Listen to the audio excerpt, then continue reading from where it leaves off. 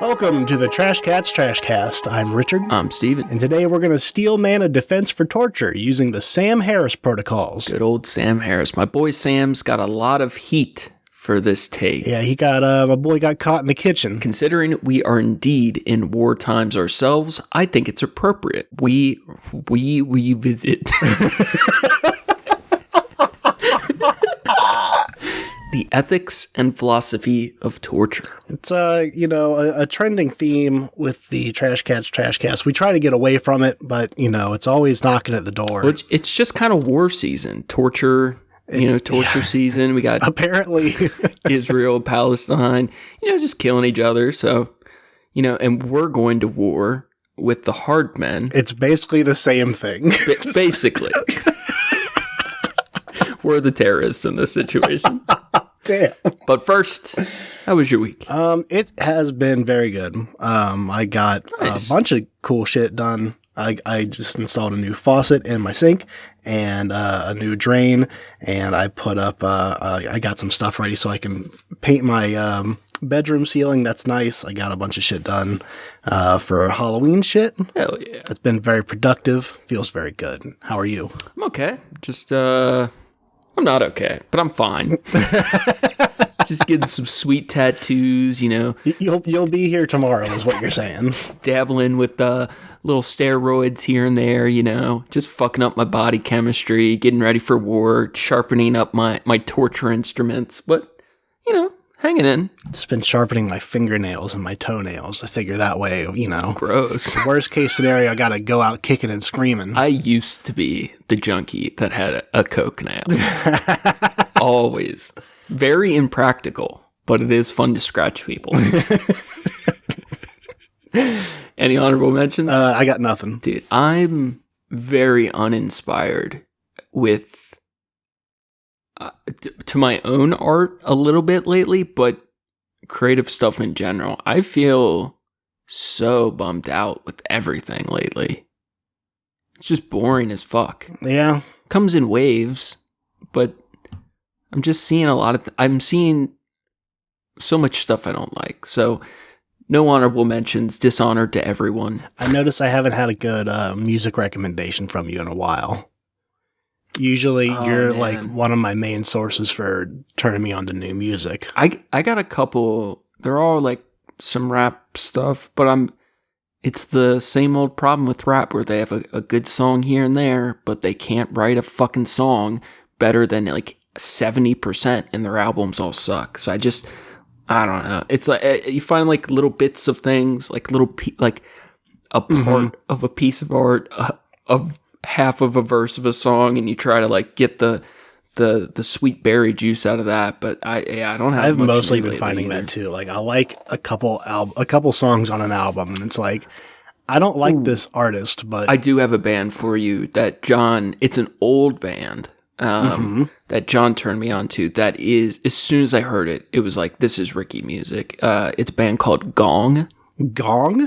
They're like a cool version of Fish. Okay. So like they're almost jammy, but it's more prog rocky with jazz influence, and they're not ballads, but they're very abstract, very psychedelic.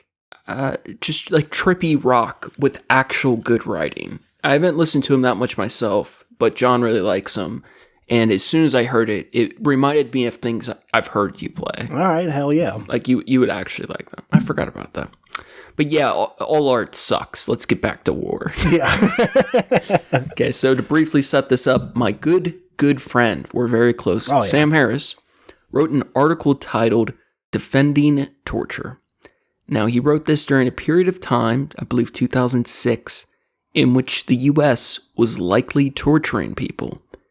And if you're familiar with anything he's done, this is very counterintuitive to most of his work. At one point, he was a bodyguard for the Dalai Lama, and he's a big meditation guy. He's a big atheist advocate, very anti-theist, anti-religion, but he's always been very peaceful, very anti-violence. And for him to write a piece called Defending Torture in the years after 9/11 was a big deal. This piece was very provocative and made a big splash in the philosophy and politics world. I think a lot of people have a lot of misunderstandings about what he said, and it's something that I wouldn't say haunted his career because he handled it so well, but it's something he's had to readdress quite a bit over the years. So we're going to take a look at this article by Sam Harris titled Defending Torture. June 1st, 2006. Defending Torture. Imagine that a known terrorist has planted a bomb in the heart of a nearby city. He now sits in your custody. Rather than conceal his guilt, he gloats about the forthcoming explosion and the magnitude of human suffering it will cause. Given this state of affairs, in particular, given that there is still time to prevent an imminent atrocity, it seems that subjecting this unpleasant fellow to torture may be justifiable. For those who make it their business to debate the ethics of torture, this is known as the ticking bomb case. While the most realistic version of the ticking bomb case may not persuade everyone that torture is ethically acceptable, adding further embellishments seem to awaken the Grand Inquisitor in most of us. If a conventional explosion doesn't move you, consider a nuclear bomb hidden in Midtown Manhattan. If bombs seem too impersonal and evil, picture your 7-year-old daughter being slowly asphyxiated in a warehouse just 5 minutes away, while the man in your custody holds the keys to her release.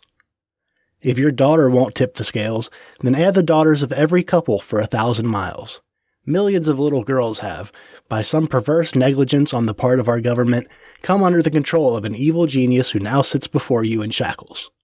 Clearly, the consequences of one person's uncooperativeness can be made so grave, and his malevolence and culpability so transparent, as to stir even a self-hating moral relativist from his dogmatic slumbers. Okay, first things first, we've spoken about torture in the past in regards to Abu Ghraib, 9/11, and the U.S. torture programs. I believe, as a general stance, we've probably been very anti-torture with a lot of asterisks. I think before we proceed too much farther, we should give our stance on torture. What do you got? I feel like it's unfortunate, and I wish it were complete. I wish I could honestly say that it was completely unnecessary. Oh no. It's hard. Waterboard Richard over here. Yeah.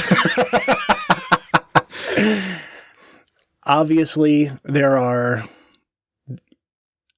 the hyperbolic circumstances, like we have just laid out, that you can think of where, okay, how could you, as a person, say that you wouldn't be the one,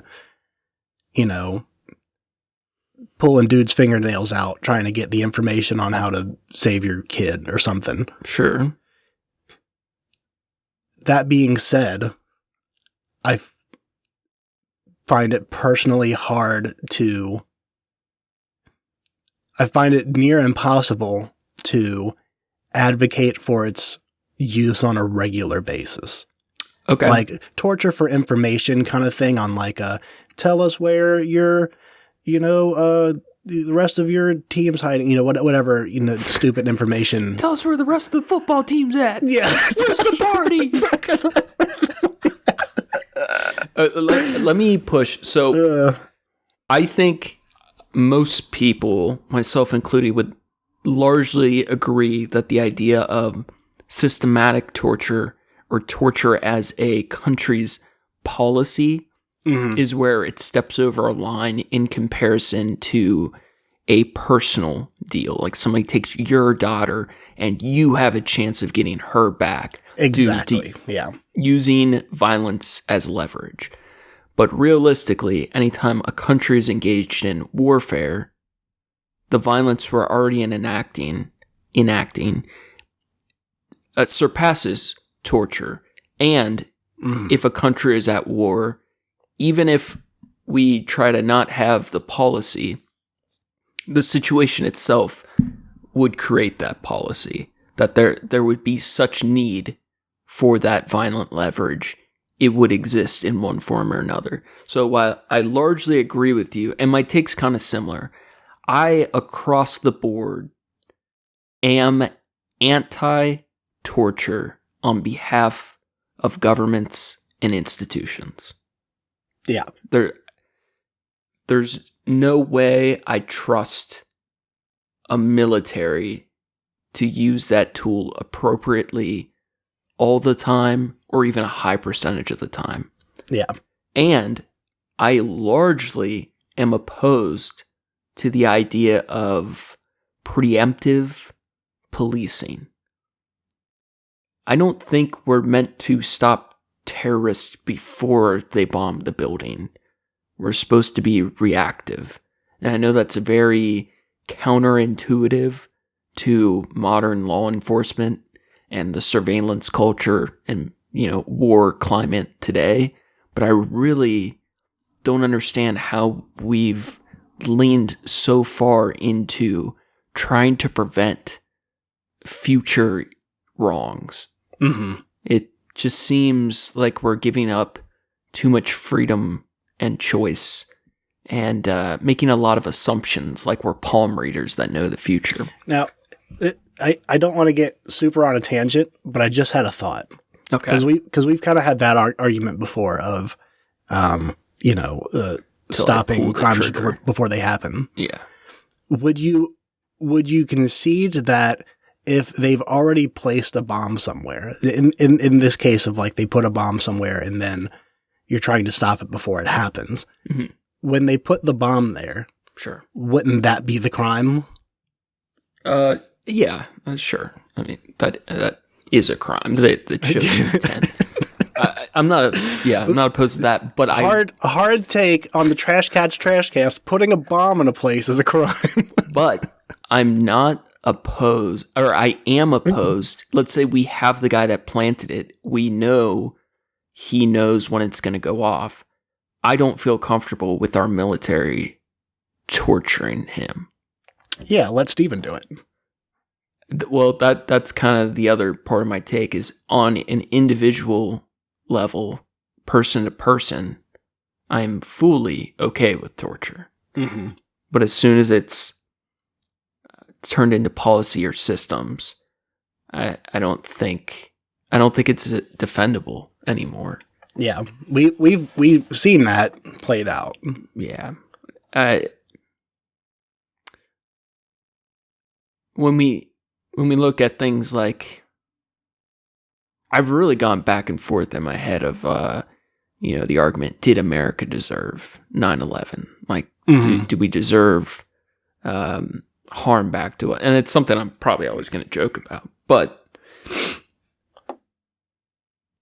clearly,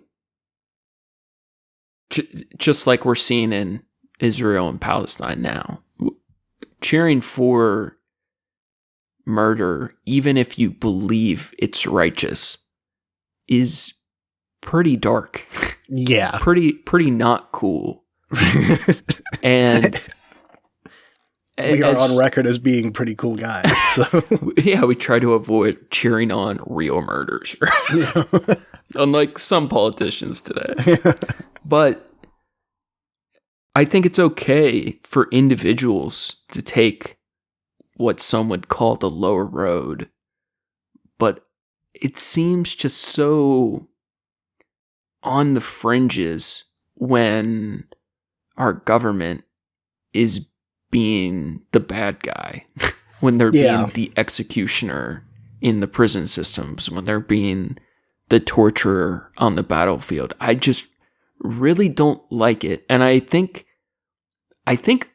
a lot of other people feel the same way. We get the divide on the right and the left, where the right tends to be more war hawkish, and the left tends to be like, fuck America. The youth is disillusioned, and it's because we feel like America has done a lot of wrong things.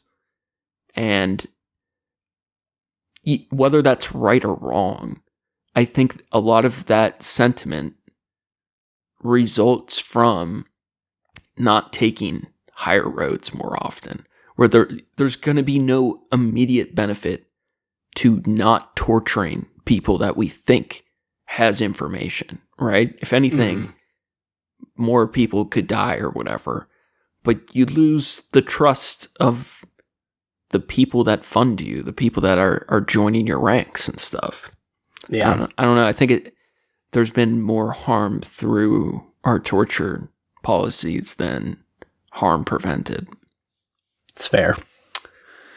But for me, I love torture. Do it all the time. Great fun stuff. Calling in a wellness check on your pets. Don't say that. Sam Harris continues to write, I am one of the few people I know who has argued in print that torture may be an ethical necessity in our war on terror. In the aftermath of Abu Ghraib, this is not a comfortable position to have publicly adopted. So he wrote this article after the breaking news of Abu Ghraib, after the exposure of the U.S.'s torture program. So in the time following that, he puts out this article, which is, call him right or wrong, it is pretty out there, or dare I say brave stance to take. Mm-hmm. Now, we haven't got to his conclusion on the matter, so we'll see which way the wind blows. There is no question that Abu Ghraib was a travesty, and there is no question that has done our country lasting harm. Indeed, the Abu Ghraib scandal may be one of the costliest foreign policy blunders to occur in the last century. Given the degree to which it has simultaneously inflamed the Muslim world and eroded the sympathies of our democratic allies. I so fucking strongly agree with that. We're giving them reasons to be martyrs, and we're disillusioning people to trust us. While we hold the moral high ground in our war on terror, we appear to hold it less and less. Our casual abuse of ordinary prisoners is largely responsible for this. Documented abuses at Abu Ghraib, Guantanamo Bay, and elsewhere have now inspired legislation prohibiting, quote, cruel, inhuman, or degrading treatment of military prisoners. And yet, these developments do not shed much light on the ethics of torturing people like Osama bin Laden when we get them in our custody. I will now present an argument for the use of torture in rare circumstances. Okay. Don't say that like I'm saying it. Do present your waterboard Ricky protocol. While many people have objected on emotional grounds to my defense of torture... Oh my God. Episode 149, Waterboard Ricky. Taking the Taliban down all by himself. While many people have objected on emotional grounds to my defense of torture, no one has pointed out a flaw in my argument, as I would be much happier standing side by side with all the good people who oppose torture categorically. I invite any reader who discovers a problem with my argument to point it out to me. I would be sincerely grateful to have my mind changed on this subject. I'll point this out now. Sam Harris is rarely wrong. Every once in a while he's a little off the mark, but I have a feeling this article title is meant to be a little provocative, and he's going to land right on the money. That's just what I'm calling. I see it in the cards. You haven't read this before. I definitely haven't read it like 4 times, and his response to it. No, I haven't. Most readers will undoubtedly feel at this point that torture is evil and that we are wise not to practice it. Even if we can't quite muster a retort to the ticking time bomb case, most of us take refuge in the fact that a paradigmatic case will almost never arise. It seems, however, that this position is impossible to square with our willingness to wage modern war in the first place. In modern warfare... Great game. God damn it. In modern warfare, collateral damage, the maiming and killing of innocent non-combatants, is unavoidable, and it will remain unavoidable for the foreseeable future. Collateral damage would be a problem even if our bombs were far smarter than they are now. It would also be a problem even if we resolved to fight only defensive wars. There is no escaping the fact that whenever we drop bombs, we drop them with the knowledge that some number of children will be blinded, disemboweled, paralyzed, orphaned, and killed by them. So he's taking the approach of using his theory of collateral damage, which is something that's so out in the open, I think a lot of people often overlook it. How can we not justify torture if we can justify dropping bombs, not knowing where they land? Exactly. Like, I think of my grandpa, who I never met. He was 16 when he joined the Air Force for World War II. And he was just dropping bombs at random, like just, dumping them out of the plane over Germany and shit. Yeah. World War II is a lot easier to have a more clear line of right and wrong compared to modern warfare today. But the fact remains, he has no idea, or would have had no idea, what responsibility he had for the collateral damage. It's hard for me to even imagine you're killing more soldiers than civilians. Like, you're literally just bombing houses, not knowing who's in there. When we think about how evil it would be to torture people in the deserts, in the jungles, it doesn't compare to the warfare itself. So there's a bit of like, if I were like a general or a military guy leading the troops, it would be laughable that the public is concerned with our torture protocols. Especially, not that there aren't examples of our military doing absolutely heinous, disgusting things, but on the overall, compared to 100 years ago, 50 years ago, even 30 years ago, the US's torture techniques are very nerfed and strictly outlined compared to what you have to imagine torture has been like for all of human history. Yeah, true. Not that takes away from any evils our military's done, but if we can flamethrow people, 50 cal, fucking nuke entire countries. If I were a general trying to win a war, like, you have to be war-minded. You're total unsuffering, whatever the fuck. You're going to do anything it takes, and that's your job. The idea of being concerned about, giving people some PTSD and they can't breathe for a little bit is trivial by comparison to all of the intentional and collateral damage that on most wars, the majority of our country has been behind. Like, imagine being for the wars in Iraq and being like, oh, torture's bad.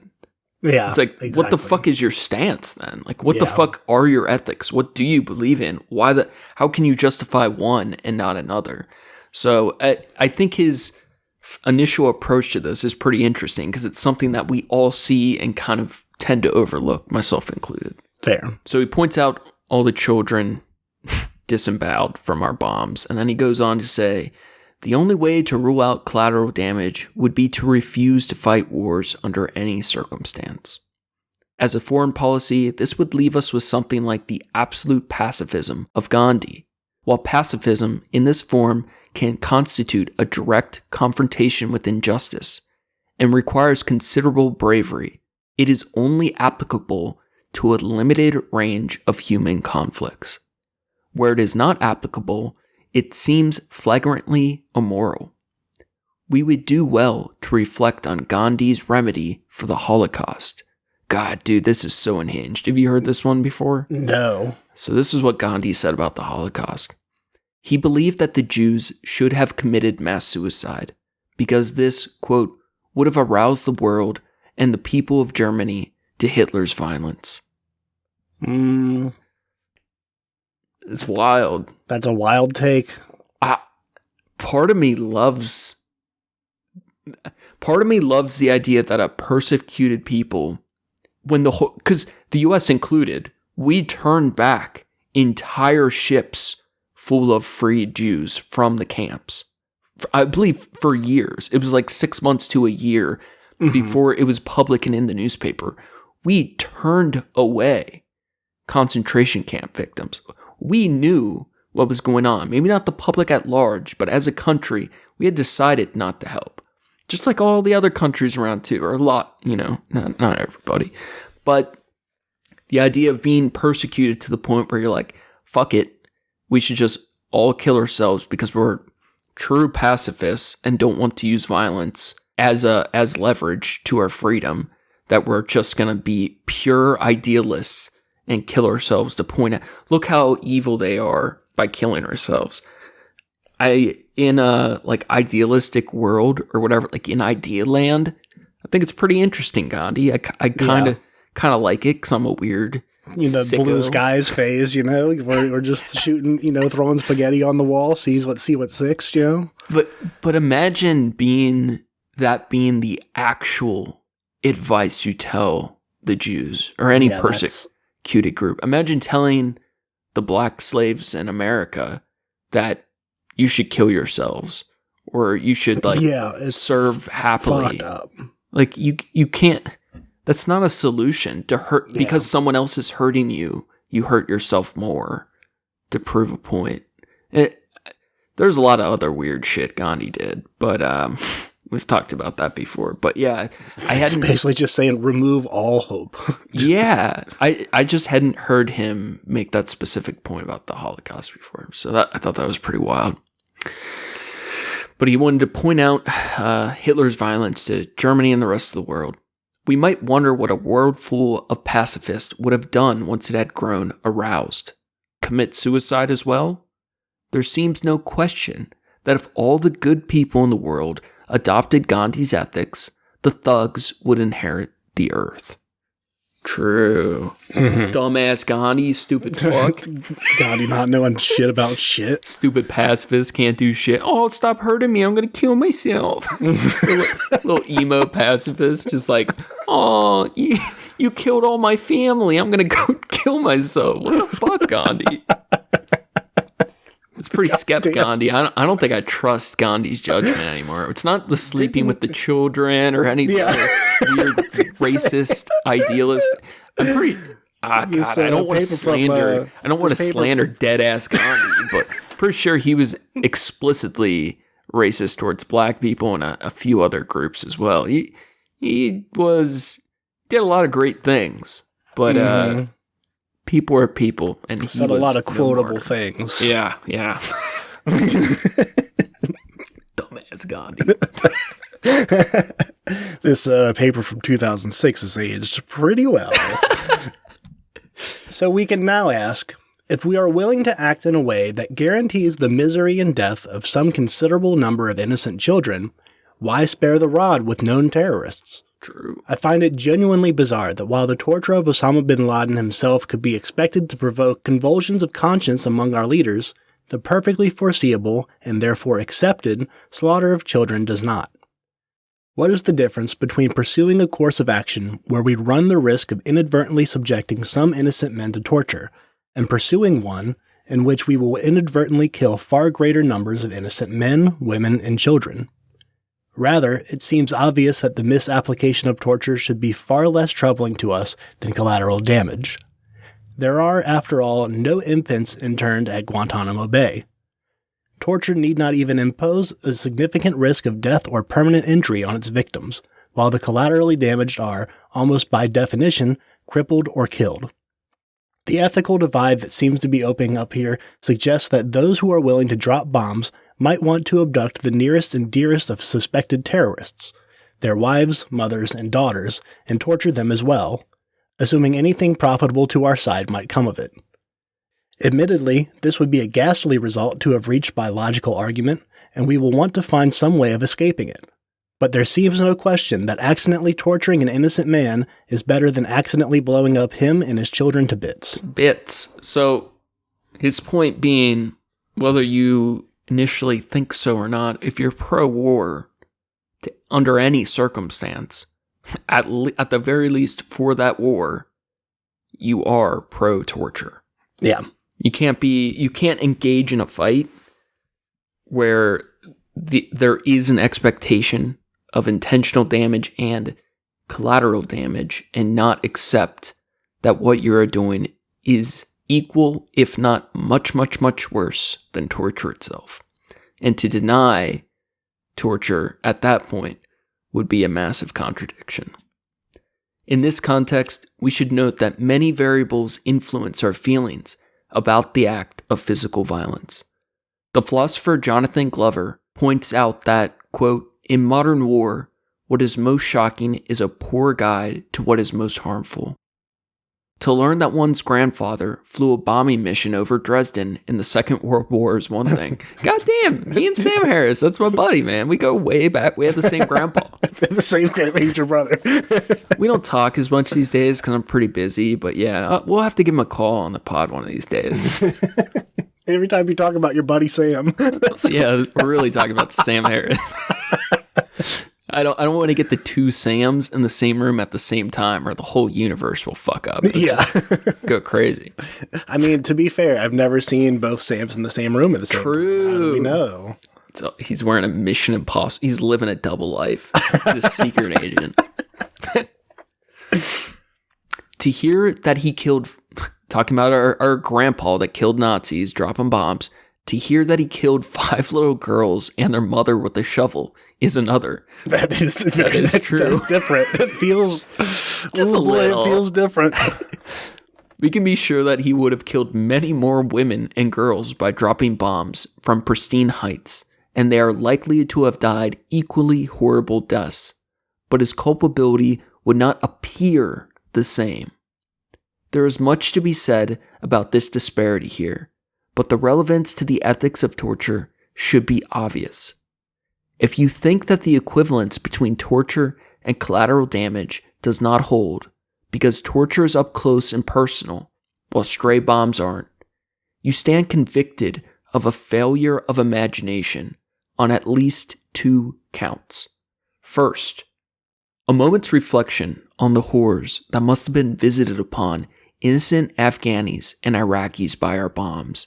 They will reveal that they are on par with those of any dungeon.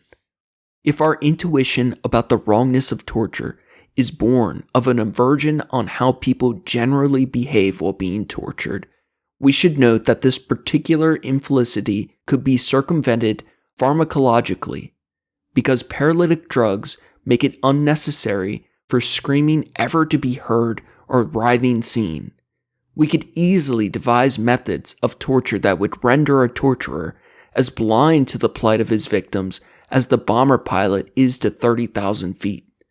Consequently, our natural aversion to the sights and sounds of the dungeon provide no foothold for those who would argue against the use of torture. Brutal. I love his writing. Yeah. I'll say this real quick. Sam Harris publicly is one of the most chill, compassionate speakers you'll hear. But why I think I like him so much, I really identify with his anger. Mm-hmm. I think he spent his entire lifetime focusing on peace and things like meditation because he truly has a deep, deep anger in him. And he's one of the few people that when I read his writing, I feel that anger and passion. And I really respect both anger in people as a general thing, and even more so, people who focus it into productive thinking or beautiful things, beautiful writing. Yeah. I just really appreciate that about this. To demonstrate just how abstract the torments of the tortured can be made to seem, we need only imagine an ideal torture pill, a drug that would deliver both the instruments of torture and the instrument of their concealment. The action of the pill would be to produce transitory paralysis and transitory misery of a kind that no human being would willingly submit to a second time. Imagine how we torturers would feel if, after giving this pill to captive terrorists, each lay down for what appeared to be an hour's nap, only to arise and immediately confess everything he knows about the workings of his organization. Might we not be tempted to call it a truth pill in the end? No, there is no ethical difference to be found in how the suffering of the tortured or the collaterally damaged appears. What exactly does he mean by this? So he's saying, like, if we could just give somebody a pill instead of, like, ripping their fingernails out and hooking them up to shock, torture, whatever, or, you know, little whatever. Tickle machines. Tickle machines. A line of cats tickling their toes. Yeah. Oh, no, don't do that. Don't do it. If we could just give them a pill instead, and then they lay down for like an hour, and then they get up and they're like, experience something so terrible that they are willing to give up everything to not have to go through that again. But then they're not, you know, they're mentally scarred, but they're, you know, not missing limbs or anything like that. Or they didn't, I just understood. They're saying that this is just, it's a truth pill because it doesn't seem to have had an effect. And I think building upon that, he's getting at the idea that the effect that we have torturing someone in person or at 30,000 feet is irrelevant. The experience of experiencing the horror of the person you're torturing, hearing the screams, all that visceralness, it doesn't matter. It doesn't matter if we heard it or not, if we had to feel it or not. Mm-hmm. All that matters is that it happened to that person. Yeah.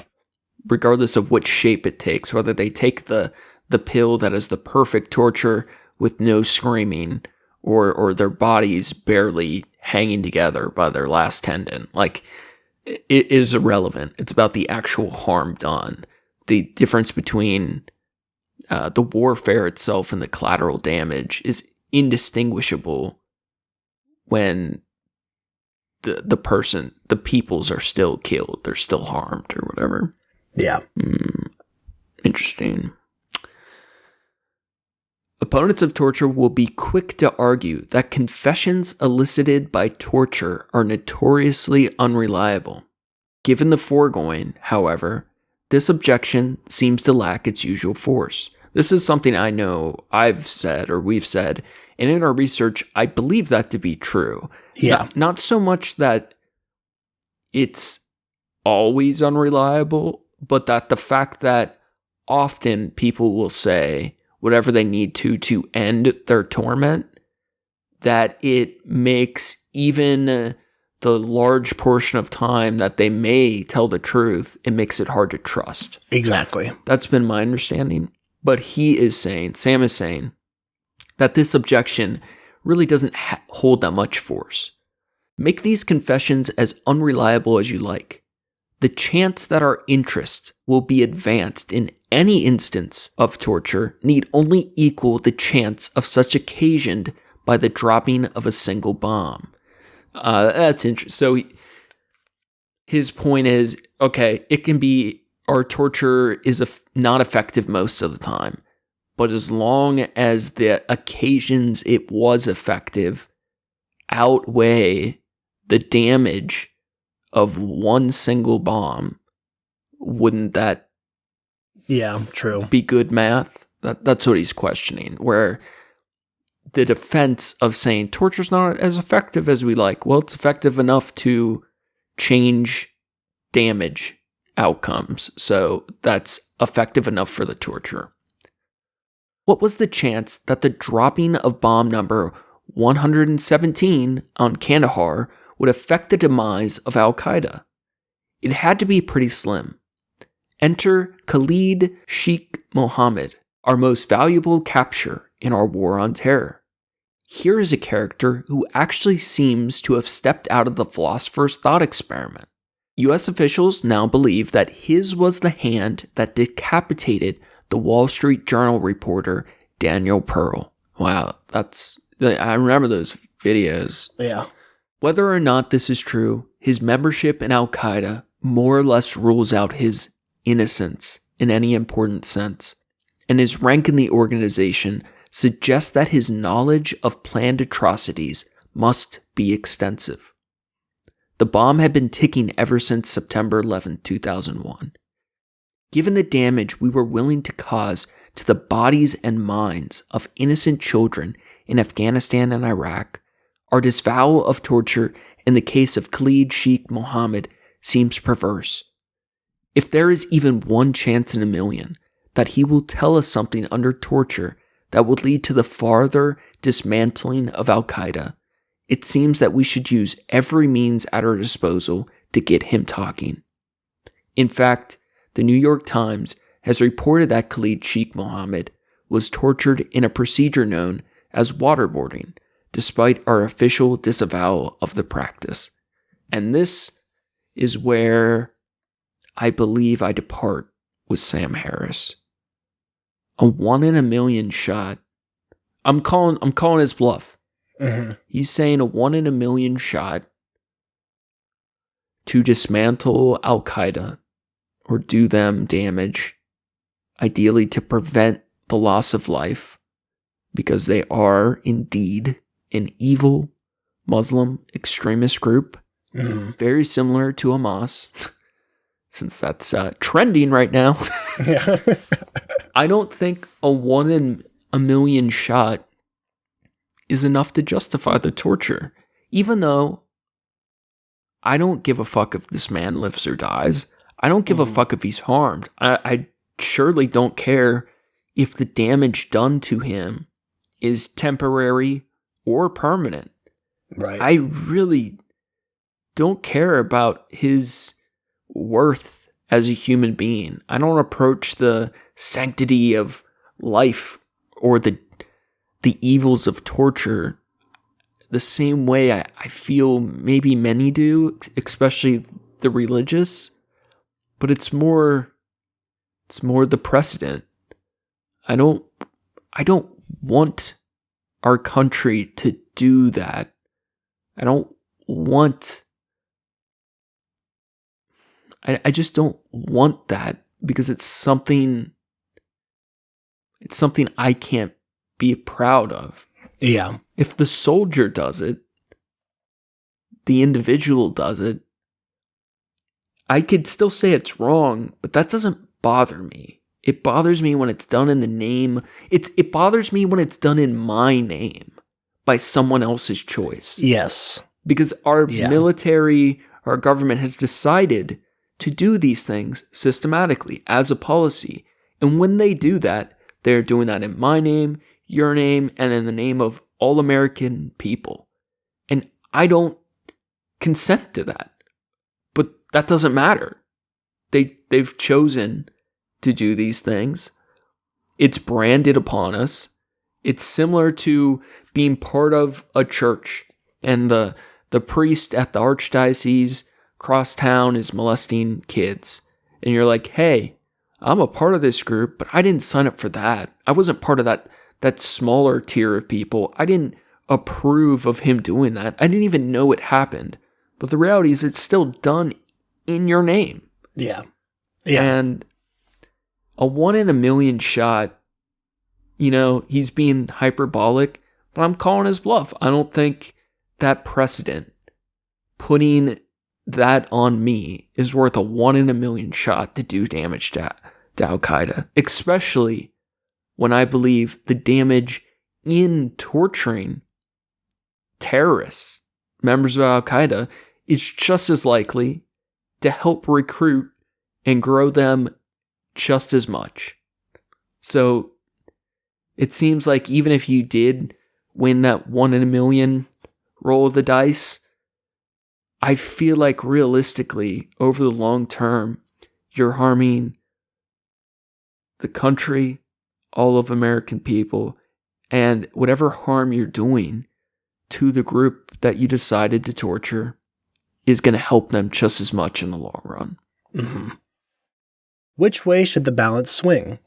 Assuming that we want to maintain a coherent ethical position on these matters, this appears to be a circumstance of forced choice. If you are willing to drop bombs, or even risk that rifle rounds may go astray, we should be willing to torture a certain class of criminal suspects and military prisoners. If we are unwilling to torture, we should be unwilling to wage war. Amen. I I so strongly agree with that. Anytime I'm reading Sam Harris, I feel so self-righteous. It makes me feel good. So this article got a lot of pushback. And I think for not good reason, but good intentions. I think something we're seeing right now with a lot of Democrats supporting Hamas, that a lot of bad logic can go into it, but with good intentions. And I just think, even though if this article was addressed to individual people and not governments, I could get behind pretty much any of it. But he got a lot of criticism from people like Sam Cedar. I don't know if you're familiar with him. He's a good political voice. I disagree with a lot of things he says, but he's really good Democrat, socialist debater type guy. Does a news show called The Majority Report. But his critique was that even if Sam was right, the timing of this article made it so abhorrent, so inappropriate. Yeah. I can see that being like pouring alcohol on an open wound. Yeah, because it was shortly after I believe the news break of Abu Ghraib and the U.S. torture programs kind of becoming mainstream in the news. This was during that period of time where it's first becoming public information to the American people. And even though our government and military had been having these conversations, drawing up exact protocols of the very stressed positions, the amount of time for each technique, the track titles of the music and all that shit, the American people weren't really talking about torture. And during this point in time, this is when Sam puts out this article. So people like Sam Cedar, different Sam, criticized him heavily for that. A lot of people were very outraged, especially with Sam Harris's history and his past work and philosophy being so humanitarian. So this was very counterintuitive to a lot of people and very disappointing. My retort to that would be that during this time where the American people are talking about it is the most valid time to be having these discussions. Yeah, that's true. Or disagree with them. If anything, I don't really think this paper is a defense of torture as it is a condemnation of war. Yes, that's also the way I see it. And this really was like a big deal when it came out. And it seems so goofy because he's saying like, yeah, torture can be good sometimes, not most of the time, but it is sometimes, but only because collateral damage we do in war kills way more people. So if you don't like torture, you can't go to war or ever defend yourself. You're going to have to die by suicide, as Gandhi told the Jews to. That's basically this article. Yeah. And I strongly agree with that sentiment that you can't condemn torture unless you're also willing to condemn war. Yeah. Which he points out is pretty tricky sometimes.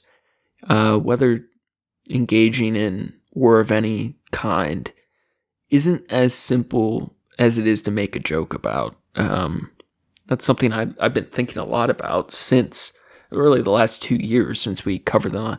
I kind of got embarrassed about some of, not embarrassed, but self-conscious of a lot of the jokes I made, because you always get that, or at least I do, when I make fun of a tragedy, because it really, if you had someone die in an attack on America, right, that would be so fucked. And not because it's an attack on America, but just because you lost someone close to you. Exactly. That's the bigger thing. That feels like the bigger tragedy rather than... Yeah. And there's been a lot of...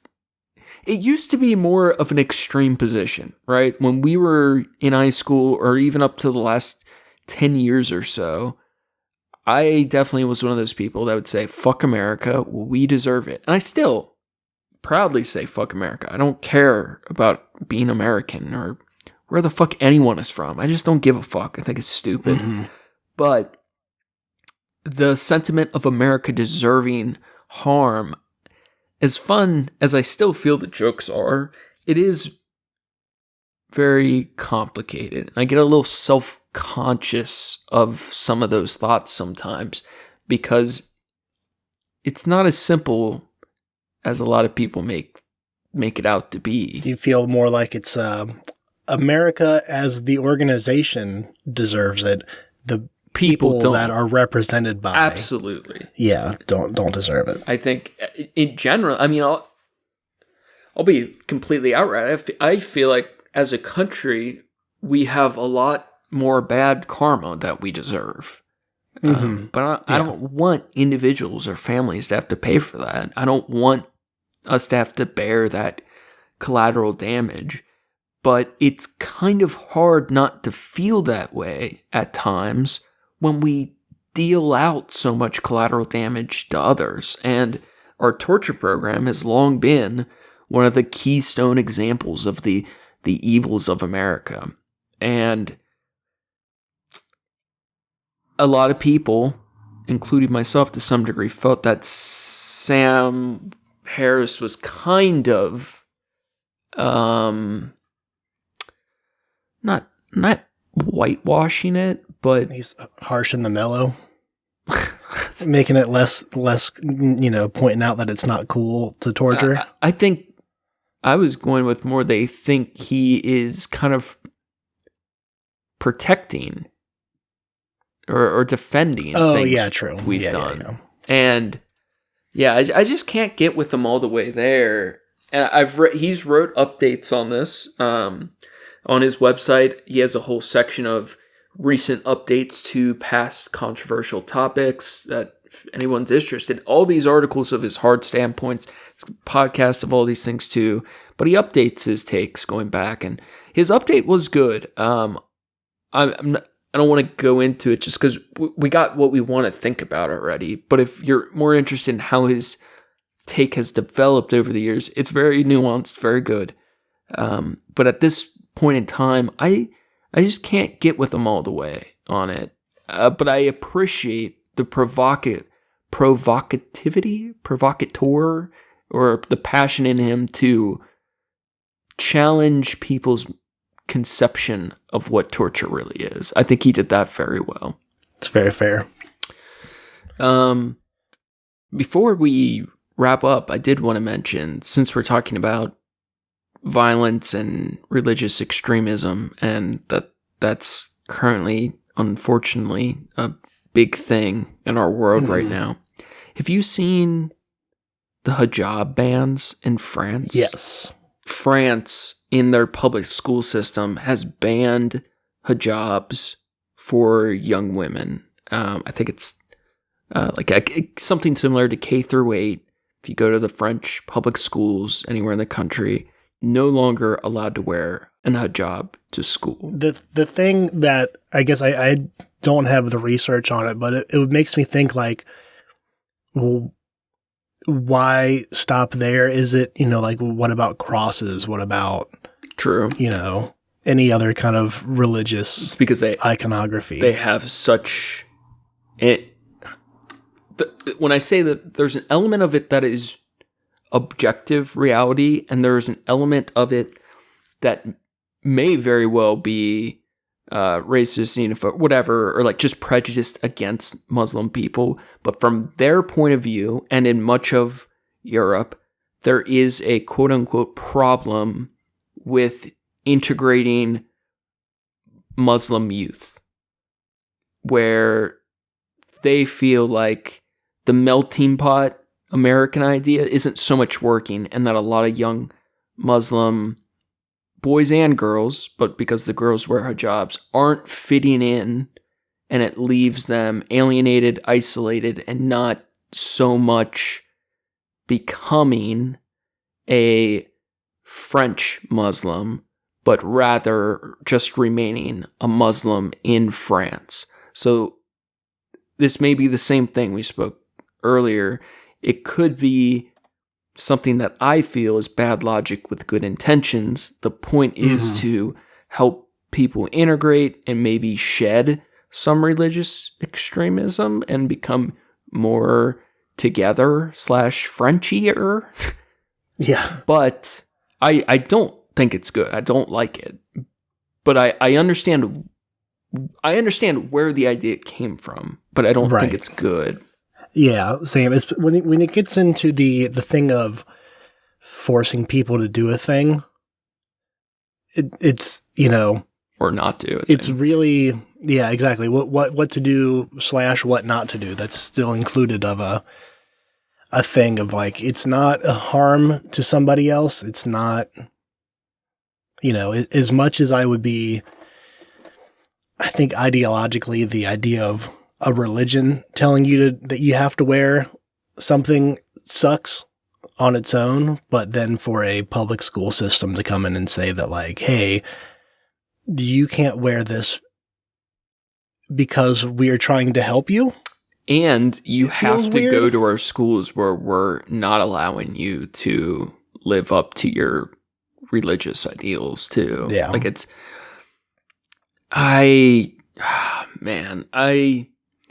to me, this ties in more, not just because the torture in the Middle East stuff or the stuff with Israel and Palestine, but it all ties in for me with this idea of proactive policing, right? Where we torture people to get information about a potential attack. We force children not to wear clothing they want to wear because we think it might have a bad effect down the line.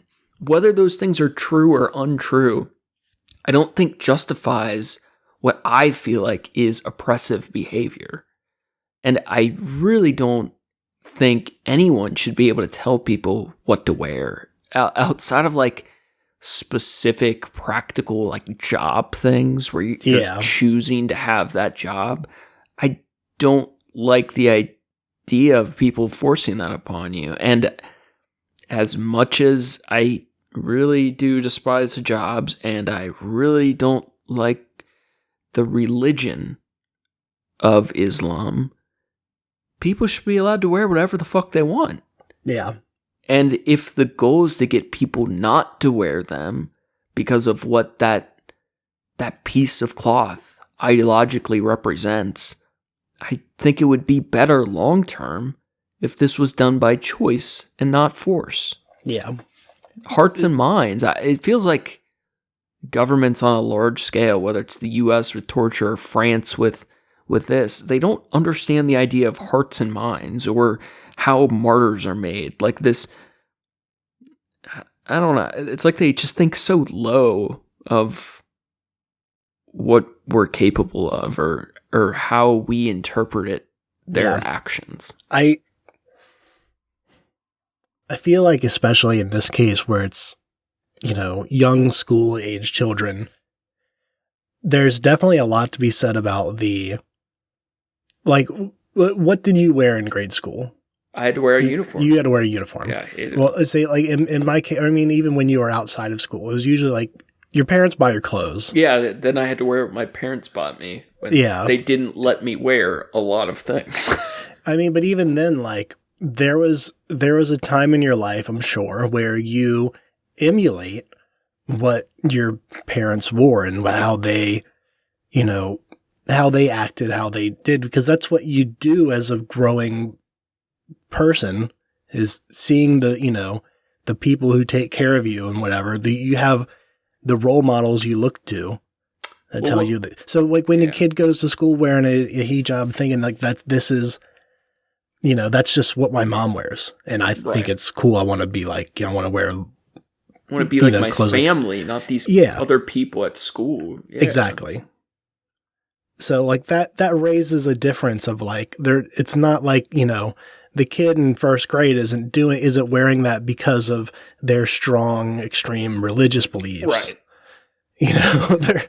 And granted, there could be benefits. Like there really could be that these kids aren't alienated by the other students and maybe they assimilate, which has a connotation better. Yeah, exactly. But as soon as you do that to a kid, you're immediately choosing to be their enemy. Like you said, their people, their family, what's imprinted on them by the people that raise them and care for, that love them, matters so much more than a nationwide school system or other students or parents or families that don't love them. So as soon as you choose to take something that they are told is important, whether they know why or believe that it is, you're becoming the enemy. And it just feels there's, the whole thing of like attraction rather than promotion. Like it seems like, as shitty as it is, when you can get something immediately by force or coercion or power, it's never going to be as strong than if you got it by loyalty or trust. Yeah. The quick fix is not always the long-term fix. It is generally not the long-term fix. Yeah. I don't know. Just thought it was kind of interesting. Last thing regarding our own war, our own Sam Harris torture protocols. We started the war. We had our tactics episode, planning. We had our official declaration of war with the Hard Men podcast, attacking biblical masculinity. Covered their thesis episode and first episode. I think it's time we move on. I agree. It's been a couple weeks. Now they got new episodes, but episode 2, the second full-length installment. Oh my god, dude, that expansion pack is hilarious. I've been listening to so much Christian stuff lately. Oh my god, they're just so funny. The little jokers, little goofballs. Talking about pastors murdering people and... Oh yeah, episode 2, he really dives into what makes a man hard. And he definitely talks about their dicks a lot, and he likes to call Justin Bieber gay. Those are my big takeaways. I'd really like to get into... Big talking points. Yeah, big stuff. Eric Kahn of the Hard Men's podcast. But I think we need to do our next war episode soon. We got some other cool art stuff.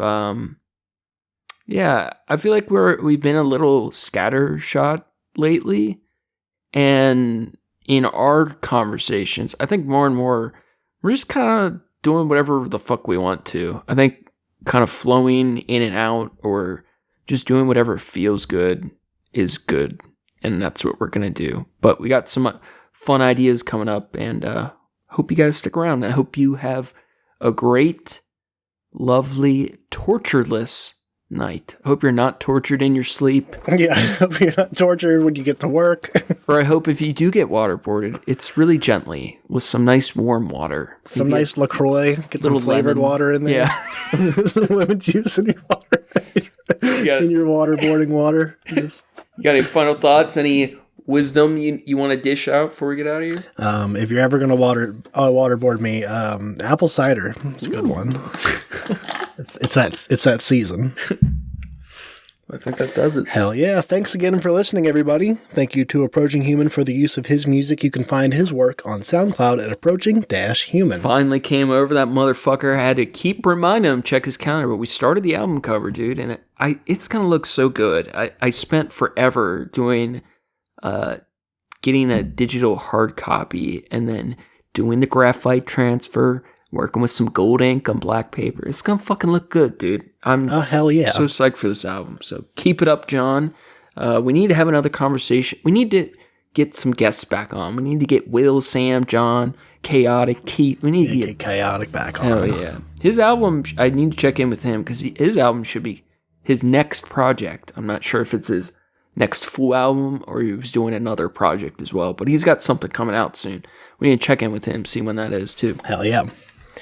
Make sure to check out the show page at Trashcast on Instagram for news and art from the show. Check out Facebook for the memes. For the memes, if you're super bored, you can check out my trashy art on Instagram at Skyzix. It's KYZXX. It's slow, but I really have been working on art every day. I'm just struggling with things, but there's always going to be more, and I'm working on getting some new stuff up, and really do appreciate you guys. Thank you. Hell yeah. That's going to be all for us today. Stay classy, eat trashy. Go fast, eat trash.